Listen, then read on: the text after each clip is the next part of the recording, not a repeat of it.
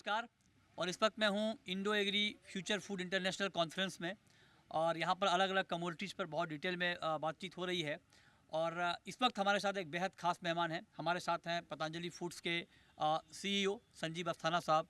Sir, बहुत बहुत स्वागत है आपका जी बिज़नेस पर। और एडिबल ऑयल को लेकर इस वक्त बहुत चर्चा हो रही है, प्राइस के सेंस में, किसानों को प्राइस नहीं मिल रहा है उसके सेंस में बातचीत हो रही है। तो पहला सवाल मेरा आपसे ये होगा कि इस वक्त चूँकि एडिबल ऑयल के दाम ड्यूटी बढ़ने के बाद बहुत बढ़े हैं, उसके पीछे ड्यूटी हाइक वो एक वजह थी, और साथ साथ इंटरनेशनल प्राइसेस काफ़ी बढ़े, उसका भी इम्पैक्ट आया था। अब यहाँ से क्या ये माना जाए कि एडिबल ऑयल की कीमतें अब थोड़ी कम होंगी? मृत्युंजय जी, आपने बहुत महत्वपूर्ण सवाल पूछा है, क्योंकि आपको मालूम ही है कि दो प्रकार से भाव दोनों बढ़े। सरकार ने एक तो ड्यूटी बढ़ाई, जो कि किसानों के लिए बहुत आवश्यक भी था, और उसी के साथ साथ इंटरनेशनल मार्केट में पाम के प्राइसेस, सोया के प्राइसेस और सन के प्राइसेस इंटरनेशनल कारणों से सप्लाई डिमांड के रहते काफ़ी तेज़ी से बढ़े, जिससे कि भाव में जिस प्रकार से तेज़ी आई। और अब जो हम लोग देख रहे हैं, जो नया प्रकरण है, एक तरीके से पीक हुआ मार्केट में। और पाम के प्राइसेस, सोया के प्राइसेस दोनों हम लोग देख रहे हैं कि पिछले एक हफ्ते से थोड़ा सा सेटल है और नीचे आ रहे हैं। दूसरा, इंडिया में तेल का जो इंपोर्ट्स था वो बहुत ही भारी मात्रा में हुआ नवंबर में और अक्टूबर में। उसका एक पाइपलाइन इंडिया में बहुत तेज़ी से बढ़ा है, और उससे भाव का, एडिबल ऑयल्स का, थोड़ा सा टेपरिंग ऑफ हुआ है। लेकिन इसका एक दूसरा अनइंटेंडेड कॉन्सिक्वेंस भी हुआ है कि इतना तेल के भाव में बढ़ोतरी होने के बावजूद हम लोगों ने देखा कि सोयाबीन के भाव ऑलमोस्ट 4350-4400 प्रति क्विंटल में पहुँचे।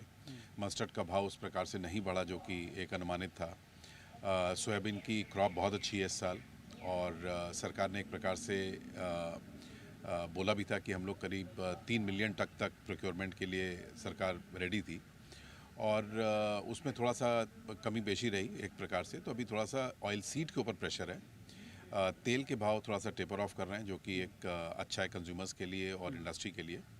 और अब आगे जाके लगता यही है कि प्राइसेस में स्टेबिलिटी आएगा। पाम जो बहुत तेज़ी से ऊपर चला गया था, वो सोया के कंपैरिजन में अब थोड़ा सा पैरिटी आएगी। सन में बहुत अवेलेबिलिटी इंडिया में बहुत अच्छी है इस समय। तो मेरे को लगता नहीं कि अगर डोमेस्टिक फैक्टर्स को देखेंगे तो हम लोग को ज़्यादा कोई बहुत तेज़ी देखने को मिलेगी। अच्छा, तो आप कह रहे हैं कि अब यहाँ से आगे एडिबल ऑयल के दाम स्थिर होंगे। लेकिन एक दूसरा सवाल ये है कि सोयाबीन किसान इस वक्त बहुत परेशान है। सोयाबीन के दाम MSP से करीब 800-900 रुपये नीचे चल रहे हैं। आपको क्या लगता है कि तत्काल प्रभाव से क्या कदम उठाए जाने चाहिए ताकि सोयाबीन किसानों की मुश्किल दूर हो? देखिए, सोयाबीन किसानों का अगर आप एक मिनट मेरे को और देंगे तो बताऊं मैं आपको कि सबसे बड़ा जो डैमेजिंग इम्पैक्ट है एक प्रकार से, कि सोयाबीन मील के भाव थोड़ा सा प्रेशर में है, क्योंकि ऑयल के तो भाई आपने देखा है कि काफ़ी बढ़े हुए हैं। तो सरकार के सामने तीन एक प्रकार से ऑप्शंस हैं जो कि वो कर सकती है। एक तो सीधा सीधा MSP के भाव पे एक लार्ज स्केल पे प्रोक्योरमेंट प्रोग्राम वो चलाए मध्य प्रदेश में, महाराष्ट्र में, और सोयाबीन का। दूसरा, एक प्रकार से जो काफ़ी पहले मध्य प्रदेश में चला था और सक्सेसफुल भी हुआ था, फिर उसको किसी कारणवश रोक दिया गया, भावांतर स्कीम को ला सकते हैं, जिसमें कि इंडस्ट्री और उसकी जो खरीदी है, जो MSP के बीच का जो डिफरेंशियल है, कि किसान के ऊपर इतना भार ना पड़ जाए, मतलब सरकार के ऊपर इतना भार ना पड़ जाए कि एक साथ पूरा खरीदना पड़ रहा है, तो भावांतर स्कीम के अंतर्गत इसको कर सकते हैं। और तीसरा चीज़, एक सपोर्टिव जो डायरेक्शन हो सकता है कि वो एक एडिबल ऑयल का जैसे कॉम्प्लेक्स है ओवरऑल, उसको सपोर्ट करें कि थ्रू द ड्यूटी स्ट्रक्चर, और कुछ एक पॉलिसी स्तर पे कैसे मैनेज करेंगे ये जो कॉम्प्लेक्स ऑफ DDGS और सोयाबीन मील और पूरा जो एक तरीके से मर्ज हो रहा है, उसको किस प्रकार से मैनेज करेंगे। तो सरकार के पास तो सारे देखिए रिसोर्सेज भी हैं, और सरकार के पास पॉलिसी का एक बहुत बड़ा टूल है, और उनके पास एक तरीके से विलिंगनेस भी है किसानों का।